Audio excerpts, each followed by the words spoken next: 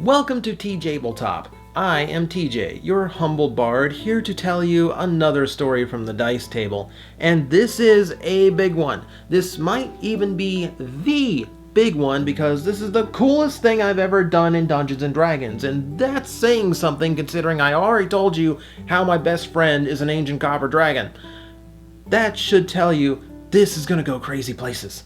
So, I'm gonna try and keep this concise. There is a lot to this one, and hopefully I keep it short. Hopefully I keep it in like a nice little bite-sized chunk, but just in case, so you've been warned.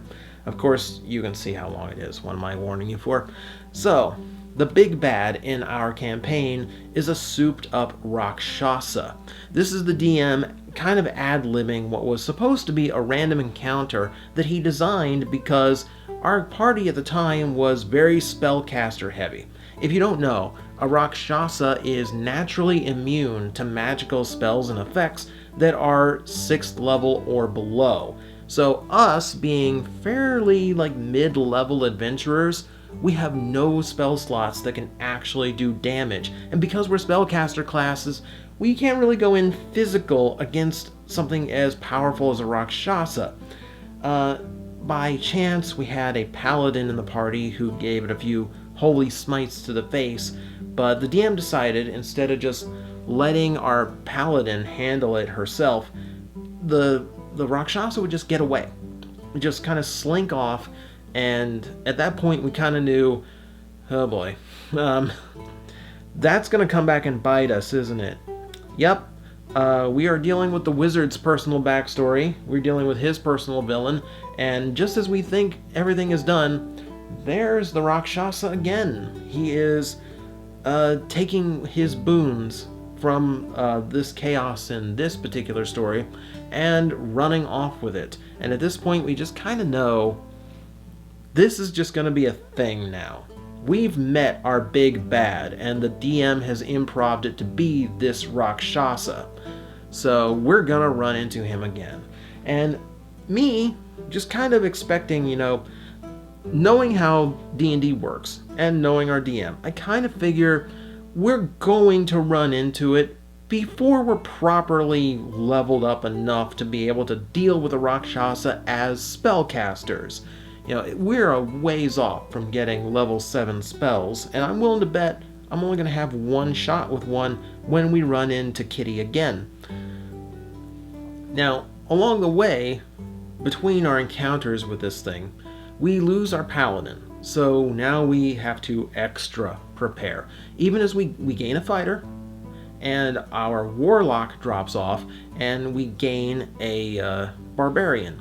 So we've got physical options now. We are not just like a one-trick party anymore. So we have a few options, but at the same time, I need to make sure I can actually handle this. So I start looking through all the spells that I'm going to be able to learn as a druid at level 7. I want to do something that's going to get me damage, but I'm more looking for a trick. I'm more looking for something I can take advantage of that will let me create something that might be a little bit more effective than just getting like, boom, haha, you're really hurt now. And now that's my one shot, I'm gonna die next round. Okay, just claw me, I'm done. Whatever I did, I only had one I knew I'd probably only get one shot, so I decided I gotta make it really good. Now along the way, I do get a few boons that are going to come in handy. We run into some displacer beasts, and I have a nice robe made from the hides I carved myself. So, okay, physical attacks aren't that much of a threat to me anymore. Cool. Alright, what else can I get? Ooh, I have, because my perception is ridiculous for Mirari, I find along the way a Staff of Withering, which becomes my new main weapon. The Staff of Withering itself, if you get a good connection with it, if you actually get a hit, you can pump a charge of necrotic damage in, and that charge will also force whoever is hit by it to make a saving throw. And if they fail it, they have disadvantage on, I believe, strength and constitution checks. That's the withering part of the Staff of Withering. Good weapon! Start to think. this could be advantage. Let me look at my level 7 spells that I'm going to be able to learn. And I find one spell that I like in particular, and the staff will actually help me utilize it to its fullest if I can get it to connect. So I start piecing things together. I get from the DM, I ask him for a small bag of holding, just, like a pouch of holding. And here's the thing, I've already formulated this entire plan and all the little bits and bobs I need, but I'm getting them slowly, and I'm always coming with some reason for why I want them. So I, as soon as we saw the Rakshasa again, my purchase for dealing with the Rakshasa was 50 blessed throwing daggers. And when I said I wanted these, the DM's like, "You're a druid. What do you expect to do with throwing daggers against a Rakshasa?" I'm like, "I need something that can hit him." All right, so just let me have it. Okay, so DM's like, "Okay, I don't know what you're doing, but fine, you can have that." Okay, cool. 50 throwing daggers, and eventually I get like a little bag of holding for him. I have to have a custom little bag of holding be made so I can store these daggers separately as little bit of like an ammo bag, basically. So I got all that set up. I get a potion of speed, but I don't buy one immediately. I know that one of the others in the party bought one, so I don't buy mine until I see him use it, and I go, that would actually come in handy. Hey, next town in, can I buy one too? That kind of thing. When I got my little pouch of holding, even that had an excuse behind it. We had just dealt with a phoenix egg. Now, when you beat a phoenix in D&D, it leaves an egg behind, and in a certain number of days, that egg is going to hatch into another phoenix. And not wanting an elder elemental flying around the material plane, we decide that we're going to empty out one of our bags of holding into somebody else's, take that bag of holding and zip up the egg so it's in that little pocket dimension, and we're just going to bury it in the middle of the mountain somewhere. And then whenever it ruptures, whenever that egg hatches, it'll rupture the bag. Portal to the astral plane will suck the phoenix in, close up, no problem, solved. And that's exactly what happened. We were actually I think it was 3 days later in game, we all just suddenly felt like, ooh, we're all a little bit stronger. We all got an extra 1,000 experience for dealing with the phoenix twice. It's kind of funny. It's like planting experience to eventually hatch. Like you're planting bells in Animal Crossing. Eventually you're going to get a payoff. So I decided, hey, DM, can I get a small bag of holding that I can just keep on my just keep on my belt, just in case we need to burn one again? I don't want to have to dump all of our stuff and kind of divvy up and keep track of everyone's inventory, so let me just keep a spare. And the DM said, okay, yeah, that actually makes sense. It's not what I want them. I turned them into the ammo bag for the daggers. So I've built up all these little elements. I built them up over time, and as soon as I can learn a level 7 spell, I have this one spell prepared.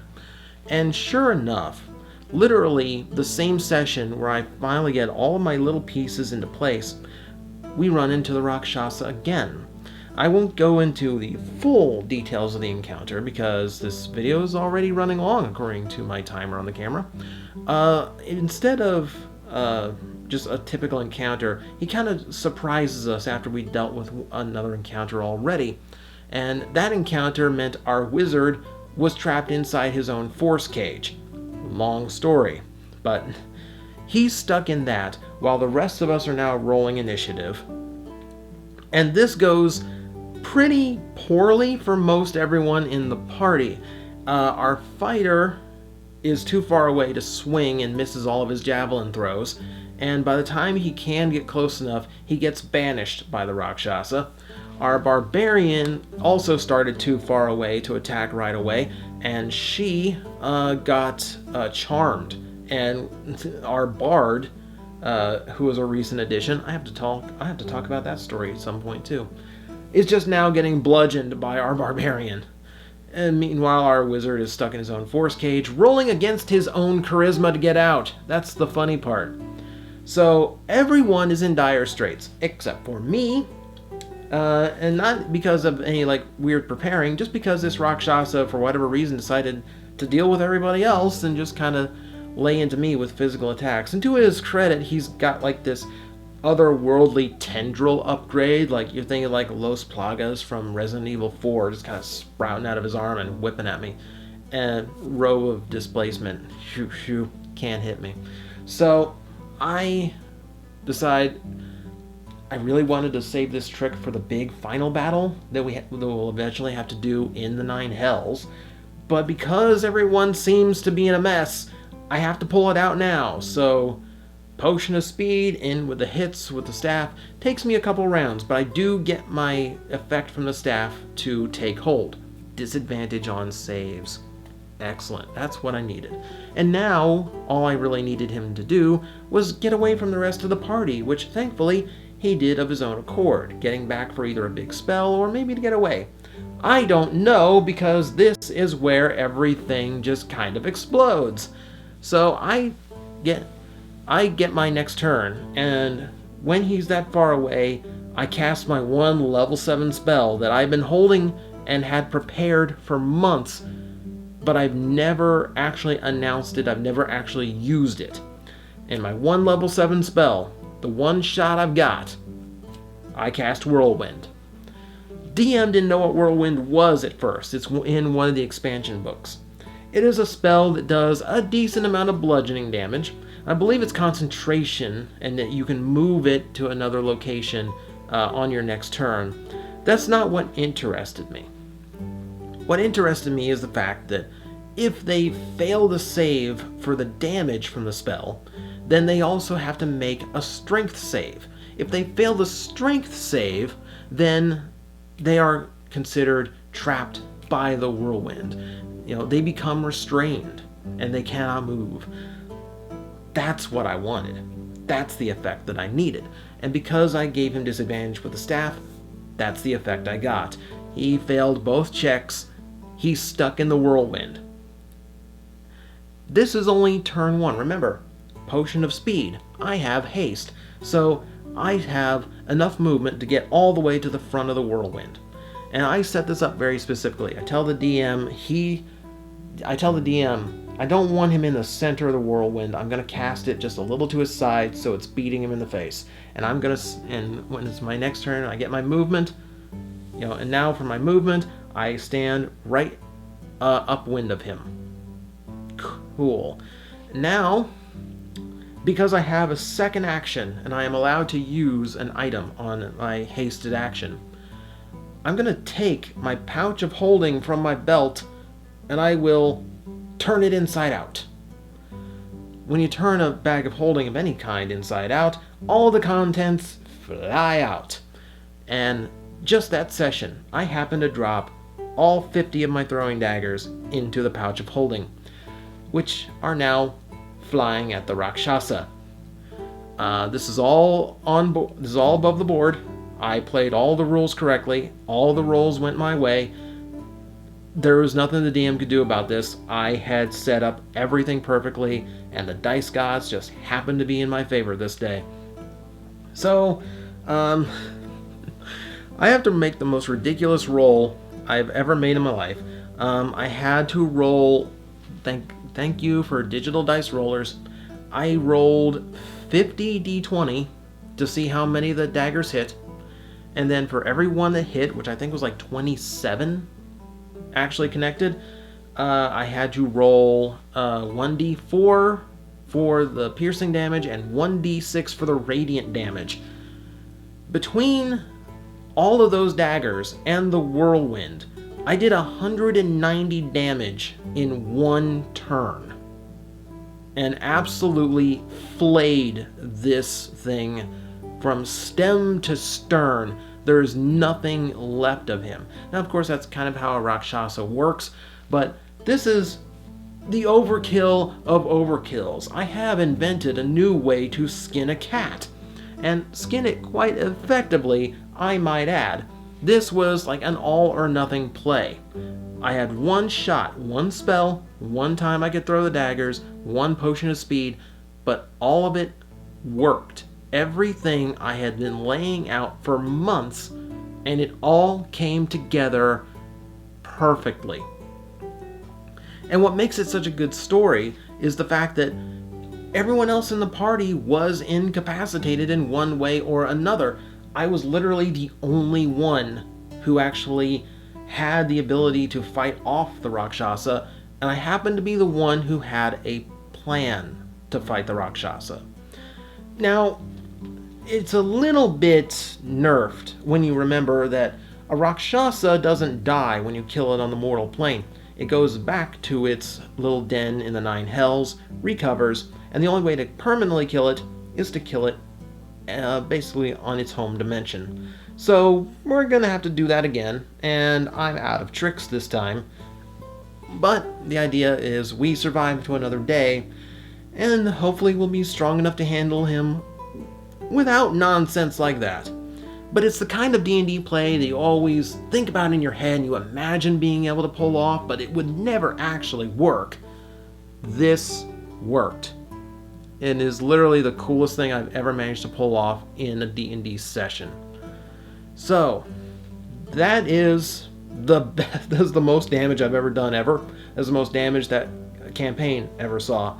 And that's the end of the story, because how can I go anywhere from that? Thank you once again for joining me for another story from the Dice Table. Hopefully I will see you next time, where Mirari's adventures will continue.